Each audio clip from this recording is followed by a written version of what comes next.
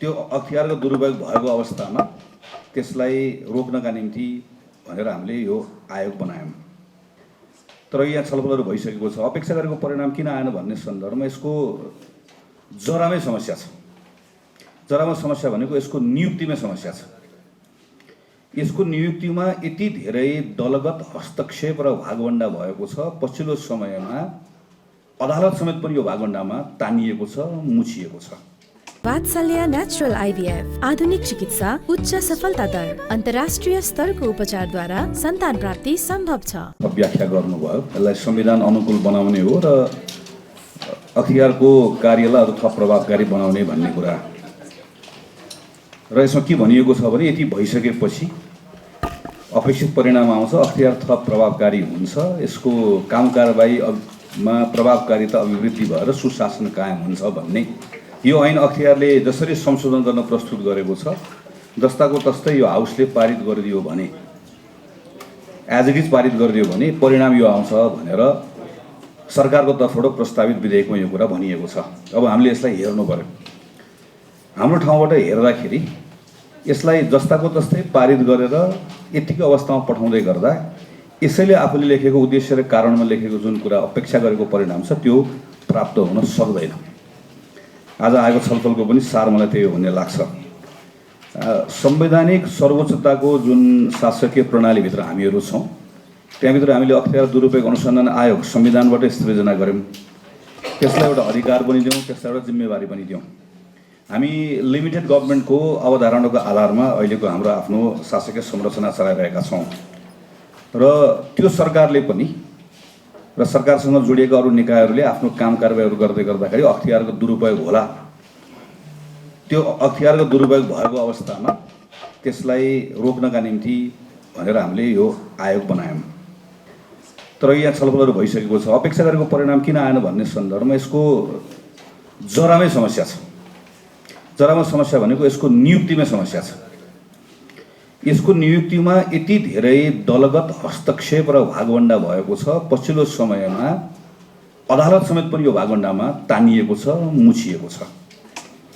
आज नेपालको एउटा अत्यन्त सबैले सार्वजनिक प्रतिष्ठा आर्जन गर्नुभएको, आफ्नो प्रशासकीय जीवनमा आर्जन गर्नुभएको प्रशासकीय त्यो एउटा कौशलता भएको व्यक्ति यसको नेतृत्व गरिराख्नु भएको हुनाले गर्दा यसका प्रक्रियाहरूमा प्रश्नै प्रश्न सार्वजनिक जीवनमा अदालतमा हुँदै गर्दाखेरि पनि यसले जेनतेन यसको मान थेगेको हो।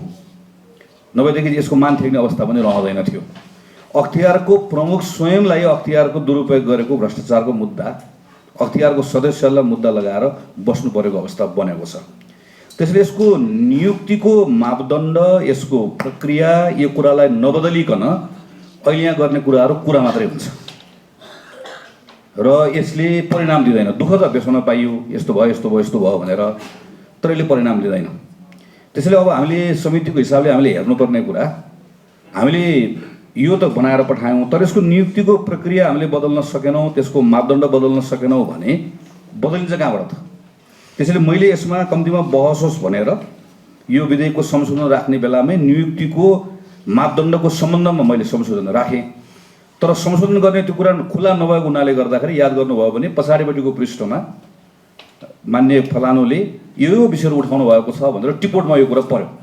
मैले त्यो टिप्पणी राख्नुको कारण के हो भने समितिको ध्यान आकृष्ट गराउन खोजेको कि यो विषयमा काम नगरिकन अख्तियार दुरुपयोग अनुसन्धान आयोग जस्तो संस्थाको नियुक्तिमा हाम्रो संवैधानिक परिषद सम्बन्धी कानुन छ, त्यो कानुनमा संशोधन गरेर यसको संसदीय सुनवाई होइन, यसको सार्वजनिक सुनवाई गर्ने, त्यो अडिट गर्ने व्यवस्था यसमा नथपिकन नजोडिकन यसबाट अपेक्षित परिणाम हामीले प्राप्त गर्न सक्ने अवस्था रहँदैन। यसमा हामीले सँगै काम गर्नुपर्ने छ। यसपछिको दोस्रो विषय भनेको यसको क्षेत्राधिकारसँग विषय आयो। अहिले अख्तियार दुरुपयोग अनुसन्धान आयोगले क्षेत्राधिकारको सन्दर्भमा केही कुराहरू थपेर ल्याएको छ। राष्ट्रसभाले त्यो कुरालाई सङ्कुचित गरिदियो भन्ने विषय पनि यहाँ आयो। तर यहाँ पनि चुरुमा पुगेन भन्ने कुरा छ मेरो। पहिला हाम्रो संविधानमा अनुचित कार्यलाई पनि अख्तियार दुरुपयोग अनुसन्धान आयोगले हेर्ने भन्ने थियो। त्यो संविधानको बहसमा म दुईटै संविधान सभामा थिएँ, संविधानको ड्राफ्टिङ कमिटीमै थिएँ। हामीले बडो छलफल गरेर अनुचित कार्य त्यहाँबाट झिकेको, यत्तिकै झिकिएको होइन यो। तर अनुचित कार्य झिकिसकेपछि यो अहिले कस्तो अवस्थामा पर्यो भने त्यो अनुचित कार्यलाई कसले हेर्ने र कसरी हेर्ने भन्ने सन्दर्भमा जुन कानुनी प्रबन्ध हामीले गर्नुपर्ने थियो त्यो कानुनी प्रबन्ध हामीले गर्न चुक्यौँ। त्यसको कारणले गर्दा समस्याहरू आयो। त्यसैले यो पनि मैले राखेको छु संशोधनमै, अनुचित कार्यको सन्दर्भमा यसको व्याख्या पनि गर्नु पर्यो र यसलाई हेर्नका निम्ति उचित एउटा कानुनी प्रबन्ध पनि गर्नु पर्यो। त्यसपछि बल्ल अनि अख्तियारले अरू मागेको आफ्नो काम सही ढङ्गले गर्न सक्छ। यो के गर्न सकिन्छ बाहिरको अनुभवको आधारमा भने राष्ट्रिय सतर्कता केन्द्रलाई पनि अख्तियार दुरुपयोग अनुसन्धान आयोगभित्रै लिएर आएर त्यो राष्ट्रिय सतर्कता केन्द्रले चाहिँ अनुचित कार्य चाहिँ त्यसले हेर्ने गरिकन यहीँभित्रको एउटा संरचनागत व्यवस्था पनि गर्न सकिन्छ। तर यसमा काम गर्नैपर्छ। अनुचित कार्य झिकेको छ, अनुचित कार्यको डिफाइन छैन, कसले हेर्ने भन्ने कुरा छैन। अनि हामीले यहाँ आएर अख्तियार दुरुपयोग अनुसन्धान आयोगले काम गरे कि गरेन भन्ने छलफल गरेर मात्र हुन्न, त्यसभित्रको कानुनी कुरालाई हामीले टुङ्ग्याइदिनुपर्ने हुन्छ। यसपछिको विषय नीतिगत निर्णयका सन्दर्भमा आउँछ। हिजोदेखि आज बिहानसम्म अहिले केही समय यहाँ बैठकमा आउनुभन्दा अगाडिसम्म मान्य सभापतिज्यू हामी लगातार लागेर र सरकारलाई म धन्यवाद पनि दिन चाहन्छु। सरकारले केही समय अगाडि निर्णय पनि गर्यो आज बेलुका नेपाल वायुसेवा निगमको प्लेन इजरायल उडाउने भनेर। तर नेपाल वायुसेवा निगमको प्लेन उडाउने विषयको सन्दर्भ बिचमा केही समस्याहरू आएको थियो। त्यो समस्या आउँदै गर्दाखेरि चाहिँ अरू बाहिरको अरू देशको प्राइभेट एयरलाइन्स हामीले लिएर उडाउन सकिन्छ कि सकिँदैन भन्ने बहस हुँदै गर्दा त्यो छलफलमा कसैले प्रवेश गर्ने आँट गर्न सकेन। किन प्रवेश गर्ने आँट गर्न सकेन भने त्यो छलफलमा जाँदै गर्दाखेरि त भोलि गएर आउने त झन्झट कसले बेहोर्ने, कहाँ गएर बेहोर्ने? यो नीतिगत यो अहिले यो निर्णय गर्यो नीतिगत निर्णय हुन्छ कि हुँदैन? समस्या त आउने भयो, राज्य त सञ्चालन गर्नुपर्ने छ। फेरि नीतिगत निर्णयका नाममा फेरि चाहिँ हामीले आपतकालीन अवस्थामा प्रकोपको बेलामा समेत पनि प्राकृतिक विपत्तिका बेलामा महामारीका बेलामा पनि गलत क्रियाकलापहरू भएको देखेका छौँ। त्यो गर्ने उपाय के हो त? यसको पनि बाटो छ। यसको बाटो भनेको म मान्य सभापतिको ध्यान आकर्षित गराउन चाहन्छु। यसको गर्ने कुरा के हो भन्ने लाग्छ मलाई पनि। यसको बाहिर अभ्यास छ। नीतिगत निर्णय के हो भन्ने बारेमा छुट्टै कानुन बनाइनुपर्छ। कानुनले व्याख्या गर्छ कुन कुरा नीतिगत हो कुन कुरा नीतिगत होइन भनेर। त्यसैले क्याबिनेटले सबै कुरा नीतिगत मात्र गर्दैन। क्याबिनेटले केही कुरा नीतिगत गर्छ, केही कुरा उसले अरू बाहिरका कार्यकारी अधिकार प्रयोग गरेर निर्णय गर्छ। तर के नीतिगत हो र के नीतिगत होइन भन्ने कुरा जब कानुनले नै यसलाई प्रष्ट बनाउँछ त्यसपछि बल्ल विषय टुङ्गिन्छ। होइन भने यो पनि हाम्रो कुरा गर्ने विषय मात्र रहन्छ। न हामी यताको न यताको न उताको हुने अवस्था बन्छ। यसमा हामीले काम गरौँ। त्यो सँगसँगै अब हामीले केही समयपछि निजामती सम्बन्धी आउँछ, त्यो विधेयक पनि यहीँ आउँछ। त्यहाँ हामीले अलिकति किन काम गर्नुपर्ने छ भने कुन तहले कुन निर्णय गर्दै गर्दाखेरि चाहिँ त्यो नीतिगत हुन्छ, त्यही कुन तहले निर्णय गर्दै गर्दा त्यो नीतिगत होइन कि त्यो नीतिगतभन्दा भिन्न निर्णय हुन्छ भन्ने कुरा पनि हामीले किन क्लियरिफाई गर्नुपर्छ भने होइन भनेदेखि भने बिस्तारै बिस्तारै समस्या चाहिँ कसैले पनि कलम नचुक्ने समस्याहरू आउन सक्छ। अधिकारको दुरुपयोग नहोस् भन्नेतर्फ पुरै काम गर्नुपर्छ कम्प्लिटली। तर सँगसँगै चाहिँ त्यहाँभित्र अहिले भने जस्तै डर र भरको स्थिति के रहनुपर्छ भने सँगसँगै भर पनि रहनुपर्छ कि यो डिफाइन छ, मैले यसमा काम गर्नु, मैले यो निर्णय मैले गर्नुपर्छ भन्ने ठाउँ पनि हामीले त्यसलाई त्यो डिस्क्रिप्सनरी अधिकार कसैलाई प्रयोग गरेर होइन, स्वविवेकी अधिकार प्रयोग गरेर होइन, स्वेच्छाचारी बनाएर होइन, कानुनले नै परिभाषित गरेर यसमा लिएर जानुपर्छ। विशेष सेवा बनाउनुपर्छ। त्यसको पनि फेरि मिश्रित अनुभव छ। कतिपय ठाउँमा खराब अनुभव पनि छ। केही देशहरूले गरेको खराब अनुभवको कुराबाट सिकेर अख्तियार दुरुपयोग अनुसन्धान आयोगमा चाहिँ हाम्रो नियमित निजामती सेवाका कर्मचारी जाने होइन, यसको विशेष सेवा बनाउनुपर्छ। त्यो विशेष सेवा चाहिँ संसदप्रति उत्तरदायी हुने गरिकन विशेष सेवा बनाउन सक्यौँ भने मात्रै अघिल्लो दिनसम्म एउटा मन्त्रालयको सचिव भएको छ, भोलिपल्ट त्यहाँ गएर केही अर्को आफूले गरेको काम त्यहाँ गएर हेर्नुपर्ने हाम्रो अहिलेको जुन अवस्था छ, यो अवस्था पनि हाम्रो लागि यसले समस्या लिएर आएको छ। त्यसैले विशेष सेवा हामीले बनाएर लिएर जानुपर्ने हुन्छ। यसपछिको म टुङ्गाइहाल्छु। अब अर्को विषय भनेको जस्तो यहाँ यो अख्तियार दुरुपयोग अनुसन्धान आयोग के कुरालाई प्रष्ट बनाइदिनु पर्यो भने ब्याङ्क लगायतका जति पनि सेक्टर्सहरूको कुरा गरिएको छ, राष्ट्र ब्याङ्क छ, मेडिकल काउन्सिल छ देखि लिएर प्रत्येकको हामीले एउटा छुट्टै निकाय बनाएका छौँ र त्यो निकायलाई कानुनले दिएको अधिकार छ। त्यसले त्यहाँ अनुसन्धान गर्न सक्छ, त्यसले त्यहाँ दण्ड दिन सक्छ, सजाय दिन सक्छ। र यदि त्यसमाथि पनि अकुत सम्पत्ति कमाएर भ्रष्टाचार गरेको छ भने हामीले सम्पत्ति शुद्धिकरणको सम्बन्धी छुट्टै एउटा कानुन बनाएर संस्था क्रिएट गरेका छौँ। यी सबै संस्थाहरू के चाहिँ पङ्गु भयो भन्ने मान्नु पर्यो? होइन भनेदेखि भने त्यसको हामी डुप्लिकेसनको कुरालाई हामी कसरी हेर्छौँ? हामी कहाँनिर गएर छुट्याउँछौँ? ल हामीले एकछिनलाई मानौँ कानुनबाट सबै कुरा चाहिँ अख्तियार दुरुपयोग अनुसन्धान आयोगलाई हेर्ने गरिकन दियौँ। अब तत्त निकायले के काम गर्छ, हामीले यसलाई कसरी सोचेका छौँ भन्ने बारेमा पनि हामीहरू प्रष्ट हुन आवश्यक छ। हदम्यारका सन्दर्भमा यो चाहिँ कस्तो सोसाइटी बनाउने भन्ने यो एउटा यो अलिकति थोरै यो कुनै कानुनी विषय मात्र होइन, यो एउटा राजनीतिक आदर्शको विषय पनि हो। त्यस कारणले गर्दा भ्रष्टाचारको विषयका सन्दर्भमा अन्य व्यवस्थाहरू जस्तो हदम्यारको व्यवस्था यो खालि रणनीतिक वा चाहिँ यो कार्यनीतिक वा कतिपय सन्दर्भमा चाहिँ हाम्रो प्रशासकीय हाम्रो कौशलताको यसको विषय मात्र होइन। नसक्ला, ठिक छ, हामीले सबै कुरालाई शून्यमा धारण नसकौँला, तर एज अ सोसाइटी नेपाली समाज भ्रष्टाचारका सन्दर्भमा यति शून्य सहनशील छ कि यसले चाहिँ 20औं वर्ष 30औं वर्ष अर्को जुनीसम्म पनि यो विषयलाई छोड्दैन भन्ने कुरा मान्यताको कुरा पनि हो। त्यस कारणले गर्दा हदम्यादका सन्दर्भमा हाम्रो पोजिसन त्यो यसमा राखेको पनि र हामी सबैको पोजिसन त्यो रहनुपर्छ भन्ने मलाई यो लाग्छ।